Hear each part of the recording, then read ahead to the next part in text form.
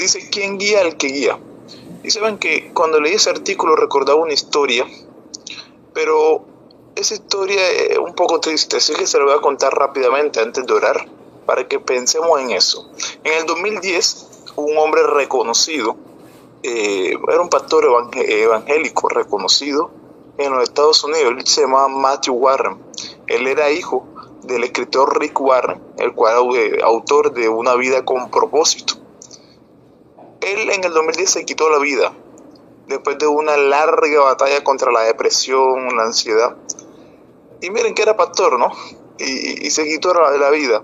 Y su padre tenía, bueno, quizás era más famoso que su hijo por las cuestiones de la autoría de libros y todo.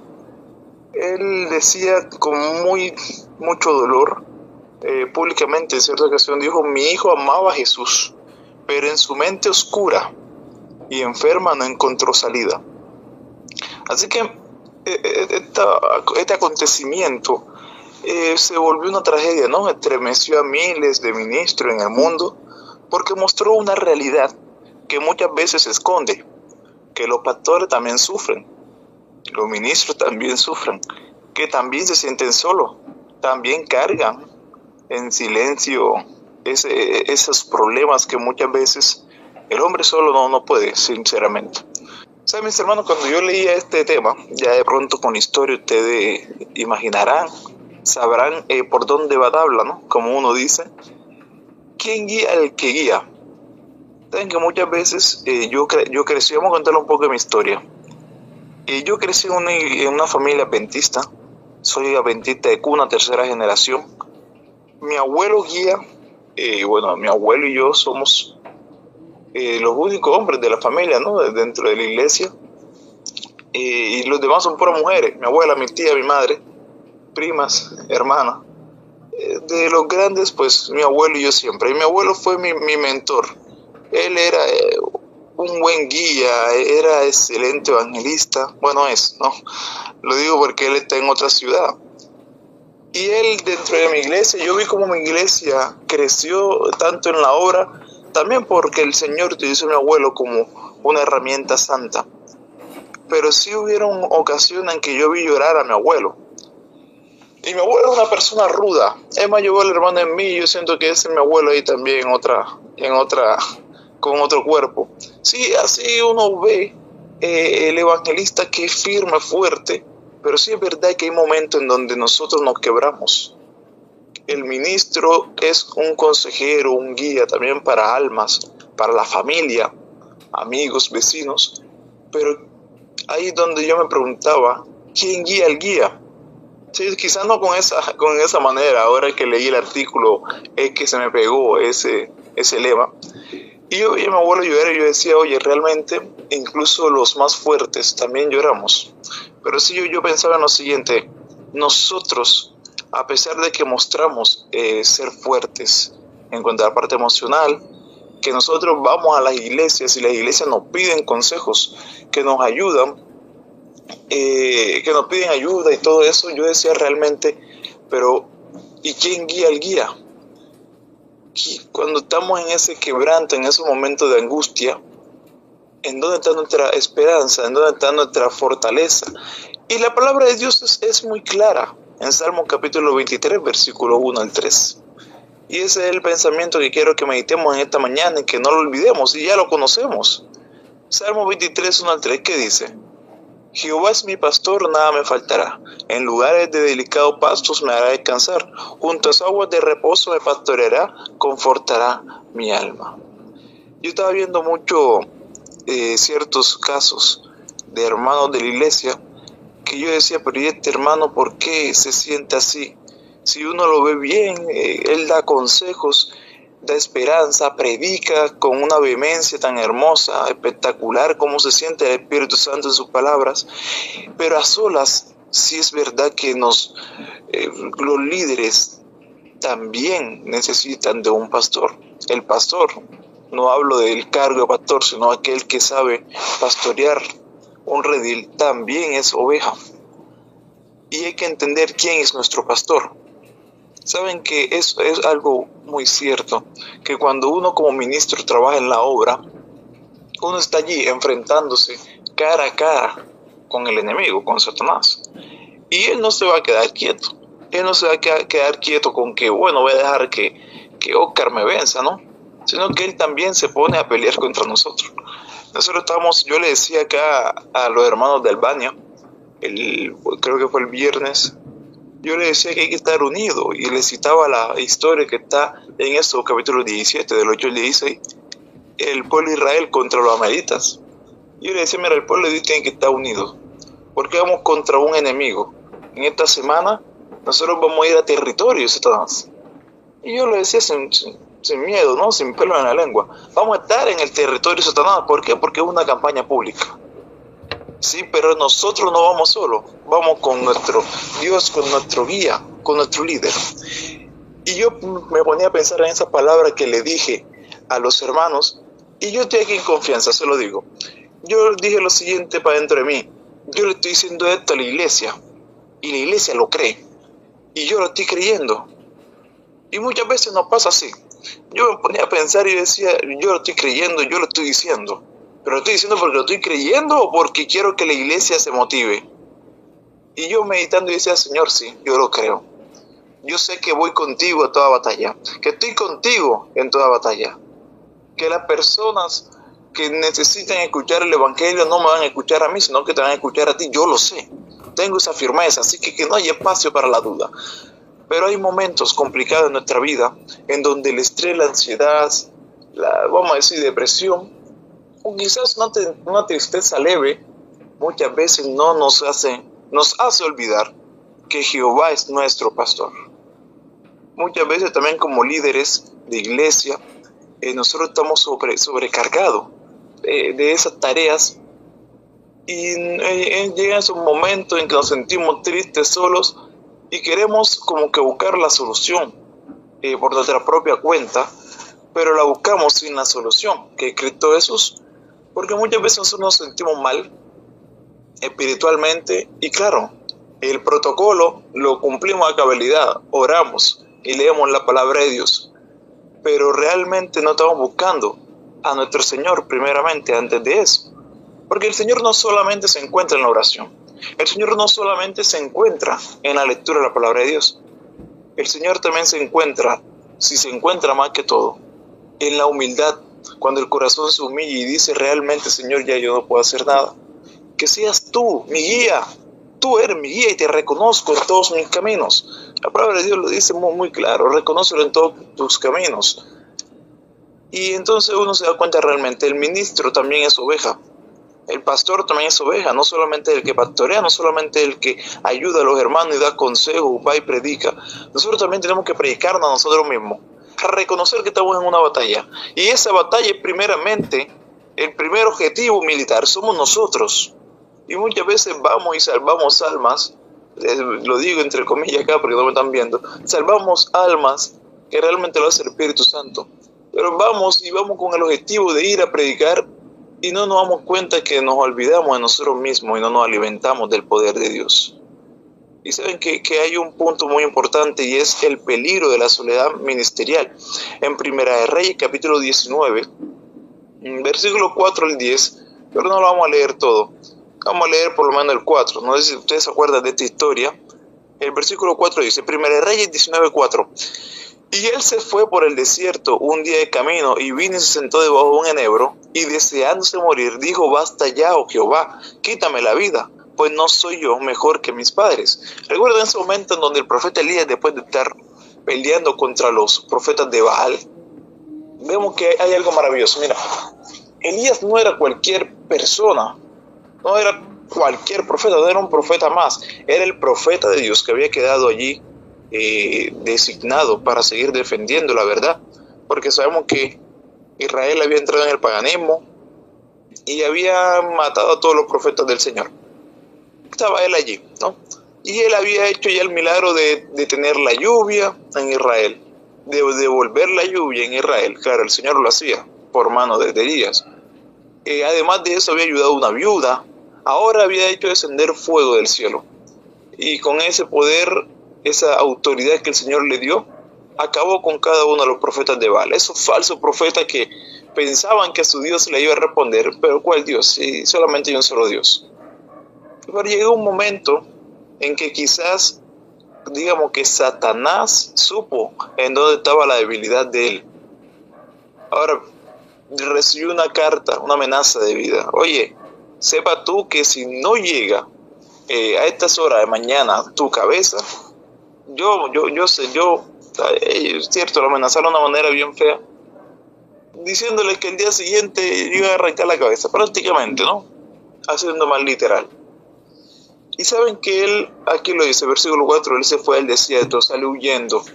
Y yo meditaba en esto y decía, bueno, él se fue huyendo, sí, tomó a su siervo, dejó a su siervo allá en su tierra, y él siguió de largo, y llegó un momento en que estaba allí en el desierto, y deseó su muerte. Y fue triste al darme cuenta que solamente buscó el nombre de Jehová cuando deseó quitarse la vida. ¿Por qué no lo buscó en el momento en que salió con temor y miedo de Israel? Cuando recibió esa carta, ¿por qué no le oró al Señor? ¿Por qué no pidió su presencia? ¿Por qué no le dijo, oh Jehová, ayúdame con este problema? Sino cuando ya estaba rendido y dijo, quítame la vida. Y es muy triste. Nosotros decimos, sí, yo oro bastante al Señor, pero muchas veces, si usted así medite, muchas veces le pedimos a Jehová cuando ya estamos rendidos. O sea, nos vamos a la presencia de Dios cuando ya estamos en rendición. Qué fuerte.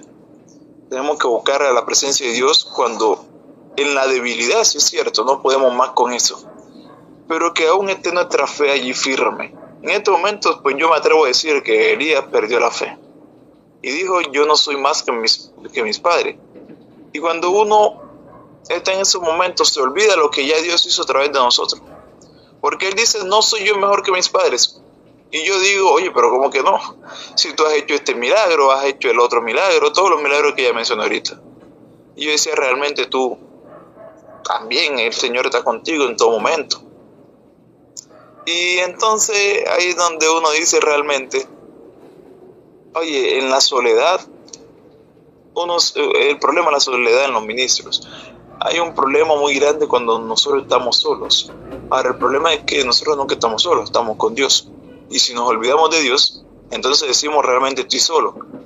Porque no ponemos el foco real en aquel que está con nosotros, el cual es nuestro pastor. Y entonces le decía también que el versículo 10, ¿por qué el versículo 10? Porque el versículo 10 dice, él respondió, he sentido un vivo celo por Jehová, Dios de los ejércitos, porque los hijos de Israel han dejado tu pacto, han derribado tus altares y han matado de espada a los profetas. Y solo yo he quedado y me buscan para quitarme la vida. Y aquí es donde uno dice, bueno, mira el foco central en donde se está centrando Elías. Es prácticamente lo que nosotros muchas veces vivimos como ministros, como evangelistas, que hemos sentido celo por la palabra de Dios, por la verdad viva. Hemos sentido ese celo porque el mundo se ha olvidado del pacto de Dios. Y ese era como que la raíz del mal, de la ansiedad, la depresión que tenía en ese momento nuestro amigo Elías. Y yo meditaba y decía, muchas veces me ha pasado eso. Pero ahorita le voy a contar un testimonio. Antes de eso, quiero que recordemos algo. El Señor Jesús, en Mateo 11:28, dice unas palabras tan hermosas que no son para las personas que son del mundo, para las personas que no conocen de la palabra de Dios, para las personas que están alejadas de Él, para las personas que no se congregan en una iglesia. No, lo dice para todo el mundo. Dice, venid a mí todos los que estáis trabajados y cargados y yo os haré descansar. Todos, absolutamente todos. Y nosotros vamos por ahí y la predicamos a las iglesias, lo predicamos a los amigos, a los que están en estudios bíblicos, vamos a la calle, tenemos campaña pública y predicamos de Mateo 11:28. ¿Y cuántas veces nos lo predicamos a nosotros mismos? ¿Cuántas veces? Así que mis hermanos, realmente nosotros tenemos que darnos cuenta y entender realmente lo que significa que Jehová es mi pastor. Porque sí, muchas veces nosotros traigo este tema muy particular para nosotros porque somos del ministerio de la luz de la Biblia, que tenemos que llevar la luz de la Biblia a todo lugar donde vayamos. No es simplemente un nombre que se inventó allí, ¿verdad, hermano? En mí es un nombre que tenemos que vivirlo. Ministerio de la luz de la Biblia. Y nosotros podemos llevar la luz de la Biblia a todo lugar, pero que esa luz también alumbre para nosotros. En el año 2021, 2020, 2021, no recuerdo bien, mi prima Eliana Sofía Fábregas Hernández, ella cae en el hospital por dengue. Y yo, un hombre de fe, yo lo digo sin miedo, un hombre de fe, yo decía, bueno, es dengue, ¿no? Dengue es una enfermedad más ante la presencia de Dios. Y si le soy sincero, nunca oré. Yo decía, Señor, yo confío en ti. Yo le decía al Señor así, uno dice que eso también es oración, pero me refiero a que yo nunca oré, que nunca me arrodillé, nunca me dediqué a hablar con el Señor del problema. Y yo le decía, no, Señor, tú tienes el control, esto no es nada comparado contigo. Una simple enfermedad. Pero sí estaba viendo algo muy particular, y es que Satanás sabía por dónde agarrarme, sabía por dónde atacarme. Porque yo tuve una novia cuando estaba más joven, que ella murió de dengue. Y Satanás sabía por dónde atacarme, ¿no? Y yo decía, no, yo no voy a tener miedo a eso. Claro, sí estaba el miedo. Como hombre estaba el miedo. Y yo decía, el dengue es mortal. Y algo dentro de mí decía, pero Dios es vida. Y ahí estaba como esa batalla, ¿no? Pero me quebré. Me quebré cuando mi tía me da el informe de que ella la van a internar a UCI, una niña de 12 años. Sí, eso fue hace 3 años, 2022, 12 años. Entra a UCI porque la plaqueta está en 3.000. Y ahí sí yo me quiebro, porque el mínimo para un adulto para estar bien es que las plaquetas sean de 15.000. Ahora, una niña de 12, y el mínimo es que estás mal con 15.000 de plaqueta. Ahora, una niña de 12 años con 3.000, que ni siquiera la mitad. Oye, eso era terrible. Ahí estaba la muerte asomada. Y ahí sí yo me quebré. Y yo con rabia, con ira, con ansiedad, no sabía ni para dónde moverme, yo no sabía ni qué hacer. Las rodillas ni siquiera daban para doblarse porque yo sentía que no estaba haciendo nada, orando. Yo quería estar allá dentro de la clínica haciendo el médico y haciendo el tratamiento. Y yo ni siquiera, de tanta ansiedad, de tanta cosa, no daba para arrodillarme. Y se los digo sin miedo, sin pena. No daba para arrodillarme porque realmente sentía que no estaba haciendo nada. Yo quería estar ahí metido, no quería hacer acción. Pero sí, el día siguiente, que bueno, informaron eso, yo estaba en UCI, yo me despierto en la mañana y yo me arrodillo y lloro. Mis 3 oraciones del día. La primera fue la siguiente: Señor, no te lleves a mi prima. Si te la vas a llevar, llévame a mí. Llévame a mí, ya yo ¿qué puedo encontrar en esta vida? Realmente ahora siento que ya he hecho lo suficiente con mi vida. Si no hay nada que me ate, si me pongo a hacer algo ahora, sí me voy a atar a esta vida. Llévame ahora, llévame a mí, vamos a hacer un intercambio, vamos a hacer un trueque. No te lleves a mi prima, llévame a mí. Y en mi oración de la tarde ya cambió. Yo le dije, Señor, ya no me quiero morir. Señor, mejor tráela con bien a este tu hogar y su hogar. Y yo seré su guía, yo seré su mentor, yo la ayudaré, le hablaré de la palabra de Dios, que ella crezca con vehemencia, que ella te defienda con su don a todo lugar donde vaya, que ella... Y yo estaba haciendo como un trato con Dios, ¿no? Y ya en la oración de la noche yo he dicho, Señor, que se haga tu voluntad.